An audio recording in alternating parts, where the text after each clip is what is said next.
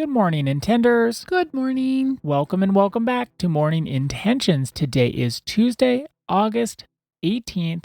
Thank you for joining us. Annette, thank you for joining me for this month of the courage to know yourself. Yesterday was all about how our strengths can become our weaknesses. And it's not that those strengths are inherently bad or we're doing something wrong. They've just gotten a bit out of hand. We used them once. They seemed like they were a great idea, whether it was having a sense of confidence, and then we get to be overconfident, which leads to arrogance. We can be kind to the point of self neglect. We can be so responsible that we end up controlling everybody else or trying to control every aspect of a situation in order for it to feel safe, and so on and so forth. Those strengths are good, they've just gotten out of hand. And it's not to do away with them. It's not to stop being confident. It's not to stop seeking peace. It's to keep them in balance and keep them close to home. The peace is only found within. Kindness is kind as long as it's flowing both ways and kind to everybody involved, including ourselves. Now, one thing I told you I wanted to share, I don't know how long it'll take. What you said to me, we need to bring up in the podcast. So take as much time as you think is appropriate because this is a thing. It is. So yesterday I had said that we may need some help finding our blind spots. For me, it's easier if Annette can see my blind spots. Not that I'm just so like, oh, I don't care about anyone else. I just don't see it when I'm in it. And Annette can spot my blind spots for me. And then she could let me know. And then I could say, oh, wow, I trust Annette. She's not here to beat me up or put me down. She cares about me. She loves me. She has my best interests at heart. I should listen when she says I have a blind spot. So that's how other people can help lift us up, can help spot things that we don't see in ourselves. There is a flip side to that. There can be people in our lives that bring out the worst in us. And to use the language that we're using this month, there are people that can trigger our wounds. There can be people that trigger our shadows or bring out the shadows in us. Their shadows can ignite our shadows. And that's something to check in with. I've been around people where no matter how hard I try to stay cool, calm, and collected, I just can't. And I can try really hard. I can be on my absolute best behavior. I can say, okay, Ada, just don't say anything. Don't get ticked off. You know what they're going to do. I can have all the wonderful self-talk I can think of, but there's just something about the other person that will just set me off. They will misbehave. They will do whatever they're going to do. It just lights this fire in me, and then I can get out of control. Annette has witnessed that.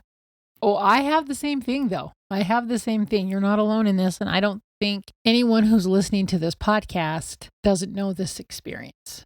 We probably all have at least one person that does this to us. Oh, I used to have someone, this was years and years ago. I would talk to myself before I was going to see him.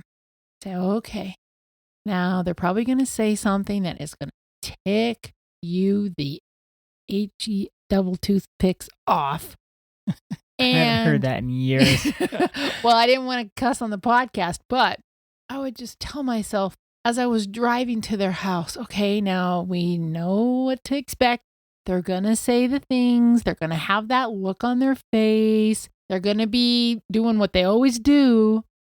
I would get there and then immediately kind of start tensing up, even though I gave myself a big talking to on the way over. But then I would listen to myself say things that I don't want to say or think things that I don't want to think. I never went way over the top and totally disparaged them or any of that, but I didn't show up how I wanted to show up. More than anything, I didn't feel how I wanted to feel. I just felt yucky. I didn't feel nice. I didn't feel kind. I didn't feel any of that. I just felt, ugh. That was decades ago, but I also think that this is an experience that we can have And unfortunately, sometimes it's somebody's partner or somebody's kid, adult kid. I mean, it could be anybody. I love what you said, Ada. It's their shadow igniting our shadow. So you may ask, what can you do? If all the self-talk in the Well, world... before we ask what can you do, explain your experience with this. Like, is your experience like my experience? Oh, yeah. Whether it was someone at work, a Oh, I quote-unquote remember friend, you used to have somebody at work. and they just tick me off, even though I knew it was coming. I was prepped for it. I had gotten my support. I had gone to therapy. I'd done it all. How do I deal with this person? And it's not that what I learned didn't help, but it was just their shadows ignited my shadows. And doesn't that just feel awful? I don't like that feeling at all. Well, it feels awful because it feels like there's nothing you can do about it. They're just going to have this look. They're going to say something. They're going to smack their lips. They're going to snap their gum. They're going to tap their fingers on the desk. No matter how much you're prepared for it, it just does something.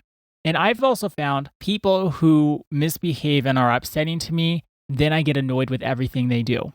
That's the problem with somebody who has annoyed us repeatedly, because then we create this identity for them and it's hard to see beyond that. So if they start doing some work and start being more intentional about how they're showing up, and they think, well, maybe I shouldn't have this look on my face when somebody says whatever, and they become aware of it, it's hard to see past their new behaviors and their new ways of showing up, because what's ingrained in our experience is this identity that we have created for them.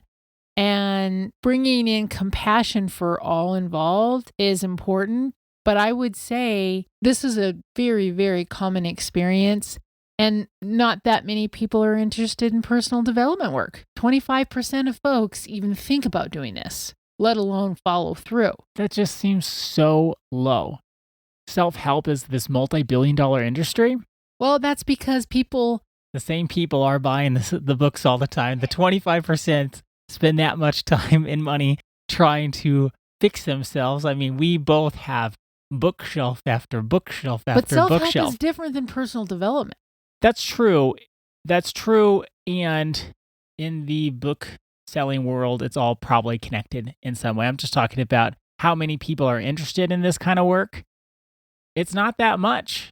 And so if we're one of that 25% and we're doing our work, we still have shadows. It's not like they go away. And of course, as we go through our month, don't worry, you don't just have shadows only.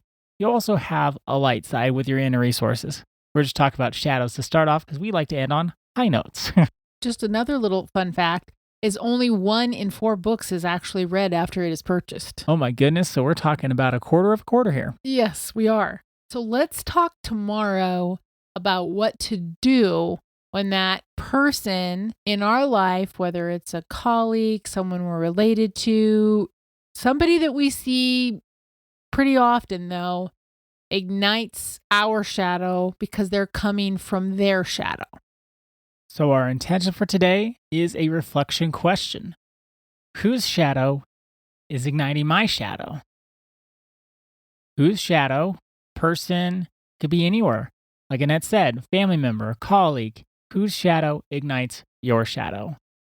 Thank you so much for joining us today.